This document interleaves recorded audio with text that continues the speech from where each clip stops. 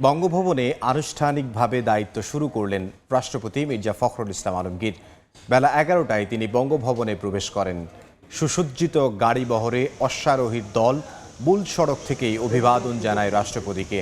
বঙ্গভবনে প্রবেশের পর বর্ণাঢ্য রাষ্ট্রাচারে নতুন রাষ্ট্রপতিকে বরণের আনুষ্ঠানিকতা শুরু হয়। সবুজ লনে রাষ্ট্রপতিকে গার্ড অব অনারে সম্মান জানায় প্রেসিডেন্ট গার্ডের সদস্যরা।